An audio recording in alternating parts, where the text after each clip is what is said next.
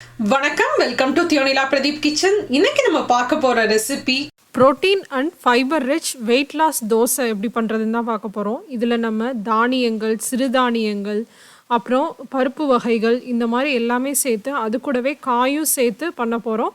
இது வந்து ரொம்ப ஃபில்லிங்காக இருக்கும், வெயிட் லாஸ்க்கு ரொம்ப ஹெல்ப் பண்ணும். இப்போ வாங்க இந்த புரோட்டீன் தோசை எப்படி பண்ணுறதுன்னு பார்க்கலாம். இப்போ இந்த தோசை பண்ணுறதுக்கு நம்ம மாவு அரைக்கணும் இல்லையா, அதுக்கு வந்து பருப்பு இது எல்லாத்தையுமே நம்ம ஊற வச்சிடலாம். அதுக்கு ஒரு பாத்திரத்தில் நான் ஃபஸ்ட்டு கடலைப்பருப்பு ஒரு 2 டேபிள் ஸ்பூன் சேர்த்துருக்கேன்.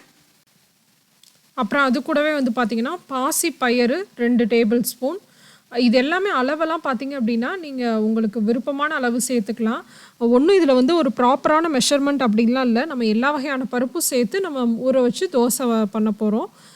அடுத்து அது கூடவே வந்து பார்த்திங்கன்னா 2 டேபிள் ஸ்பூன் அளவு உளுந்து, அப்புறம் 2 டேபிள் ஸ்பூன் அளவு அரிசி. உங்களுக்கு அரிசியே வேணாம் அப்படின்னு நினச்சிங்கன்னா அதை நீங்கள் வந்து விட்டுறலாம். அப்புறம் ஒரு 2 டேபிள் ஸ்பூன் அளவு உடைச்ச கோதுமை உடைச்ச கோதுமை இருக்கு இல்லையா, அது சேர்த்துருக்கேன். அடுத்து இதில் வந்து பார்த்திங்க அப்படின்னா நான் வரகு சேர்த்துருக்கேன். இது மட்டும் பார்த்திங்கன்னா கொஞ்சம் அதிகமாக எடுத்திருக்கேன், பட் அவங்களுக்கு பார்க்குறதுக்கு ஒரே அளவாக தெரியுது. இது மட்டும் ஒரு 4 டேபிள் ஸ்பூன் அளவு எடுத்திருக்கேன். உங்களுக்கு வந்து வரகு இல்லை அப்படின்னா நீங்கள் கேழ்வரகு எது வேணாலும் நீங்கள் சேர்த்துக்கலாம். எந்த ஒரு சிறுதானியமும் சேர்த்துக்கலாம். திணை சேர்த்துக்கலாம், சாமை சேர்த்துக்கலாம். ஏற்கனவே வந்து பார்த்திங்க அப்படின்னா நான் திணை தோசைலாம் எப்படி பண்ணுறது அப்படின்னு போட்டிருக்கேன். நான் யூஸ் பண்ணுறது பனிவரகு, சாதா வரகு கிடையாது, இது பனிவரகு. எனக்கு இது தான் கிடச்சிச்சு. இங்கே வேறு மில்லட்ஸ்லாம் இங்கே கிடைக்கல, சாமையும் வரகும் மட்டும்தான் கிடச்சிச்சு. பனிவரகுன்றது வரகுலே வேறு ஒரு வெரைட்டி தான், அதுவும் ஒரு சிறுதானியம் தான், அதனால் அது சேர்த்துருக்கேன்.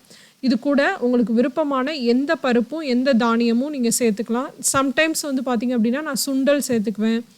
அப்புறம் வந்து பார்த்திங்கன்னா பாசி பருப்பு சேர்த்துக்குவேன், துவரம் பருப்பு சேர்த்துக்குவேன். அடை தோசை மாதிரி தான், உங்களுக்கு என்னெல்லாம் விருப்பமான பருப்பு தானியம் எது வேணுமோ நீங்கள் அதை சேர்த்து இது பண்ணிக்கலாம்.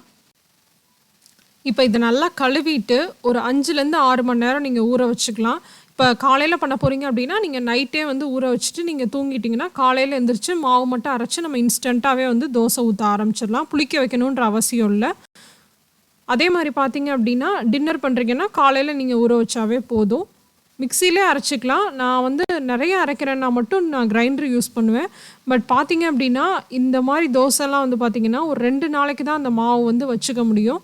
அதனால கம்மியான குவான்டிட்டிலே அரைச்சிக்கோங்க. ஏன்னா நம்மளால் டெய்லிலாம் இதை சாப்பிட முடியாது. நம்ம அரிசி மாவு தோசை மாதிரி நல்லா டேஸ்ட்டாக தான் இருக்கும், நான் இல்லைன்னு சொல்ல. பட் பருப்பு வந்து நம்ம டெய்லியும் சாப்பிட முடியாது இல்லையா, அதனால ஒரு நாள் 2 நாள் 2 நேரம் வர்ற மாதிரி நீங்கள் செஞ்சுக்கிட்டீங்க அப்படின்னா இப்போ இது வந்து பார்த்திங்க அப்படின்னா எனக்கும் என் ஹஸ்பண்டுக்கும் வந்து பார்த்திங்கன்னா 2 நேரத்துக்கு கரெக்டாக இருக்கும். அவ்வளோதான் நான் ஊற வச்சுருக்கேன். ஸோ அதனால் வந்து நமக்கு ரொம்ப போர் அடிக்காமையும் இருக்கும். நம்ம வேறு தோசை வந்து ட்ரை பண்ணலாம். நான் ஏற்கனவே கம்பு தோசை எப்படி பண்ணுறது, அப்புறம் வந்து பார்த்திங்கன்னா உடச்ச கோதுமை தோசை எப்படி பண்ணுறது, இந்த மாதிரி வீடியோஸ் எல்லாமே போட்டிருக்கேன். லிங்க் வந்து டிஸ்கிரிப்ஷனில் கொடுக்குறேன், நீங்கள் செக் பண்ணி பாருங்கள். அதனால தான் நான் வந்து இவ்வளோ கம்மியான குவான்டிட்டி வந்து எடுத்திருக்கேன். அடுத்து இதை அப்படியே மிக்ஸி ஜாரில் சேர்த்துட்டு நல்லா வந்து அரைச்சி எடுத்துடலாம். எல்லாத்தையுமே ஒன்றாவே சேர்த்து அரைச்சிடலாம். கம்மியான குவான்டிட்டி அப்படின்றனால ஒரே தடவையில் நான் அரைச்சி எடுத்துட்டேன். இப்போ பாருங்கள், நல்லா நைஸாக அரைச்சதுக்கப்புறமா நம்ம இன்ஸ்டண்ட்டாகவே தோசை ஊற்ற ஸ்டார்ட் பண்ணிடலாம். பட் அதில் நம்ம காயெல்லாம் சேர்த்து பண்ணோம் அப்படின்னா இன்னும் வந்து நம்ம டயட் இருக்கிறதுக்கு ஃபைபர் வந்து நிறைய கிடைக்கும் அப்படின்றனால நான் கேரட்லாம் சேர்த்து பண்ண போகிறேன். இப்போ இந்த மாவில் நான் வந்து இஞ்சி, பச்சை மிளகா, அப்புறம் கொஞ்சமாக சீரகம் இதெல்லாம் இடித்து சேர்த்துக்க போகிறேன். நீங்கள் மிக்சியில் மாவு அரைக்கிறீங்க இல்லையா, அப்பயே போட்டு கூட அரைச்சிக்கலாம். நான் அன்றைக்கி மறந்துட்டேன், அதனால் நான் வந்து இடித்து இந்த மாதிரி சேர்த்துருக்கேன். இதுவும் நல்லா ஃப்ளேவர்ஃபுல்லாக ரொம்ப நல்லாயிருக்கும்.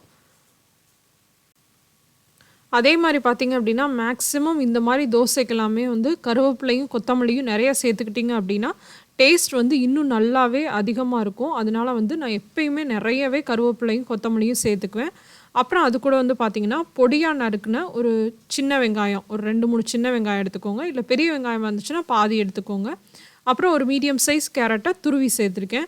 இதில் வந்து நீங்கள் நீர்க்காய்கள் கூட துருவி சேர்த்துக்கலாம். அதாவது பீர்க்கங்காய், அப்புறம் புடலங்காய் இந்த மாதிரிலாம் இருக்கு இல்லையா, அதை கூட நீங்கள் துருவி சேர்த்துக்கலாம். இப்போ இதுக்கு தேவையான அளவு உப்பு சேர்த்துட்டு நல்லா கலந்து விட்டுக்கோங்க. இதில் வந்து நீங்கள் கீரை கூட சேர்த்துக்கலாம். முருங்கைக்கீரை எந்த கீரை இருக்கோ நீங்கள் அதுவும் கூட சேர்த்துக்கலாம். அடை தோசை மாதிரி தாங்க, ஆனால் நல்லாவே டேஸ்ட்டாக இருக்கும். இப்போ இந்த மாவு பாருங்கள் கொஞ்சம் நல்லாவே கெட்டியாக இருக்குது. அதனால வந்து நான் கொஞ்சமாக தண்ணி சேர்த்துக்கிறேன். ரொம்ப தண்ணியாக கரைச்சிடக்கூடாது. தோசை மாவோட கொஞ்சம் லைட்டாக கெட்டியாக இருந்தாவே போதும்.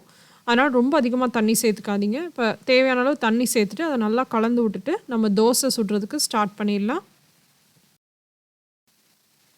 அடுத்து நார்மலாக தோசை சுடுற மாதிரி தாங்க. ஆனால் தோசை அளவுக்கு ரொம்ப நீங்கள் வந்து பெருசாலாம் சுட முடியாது.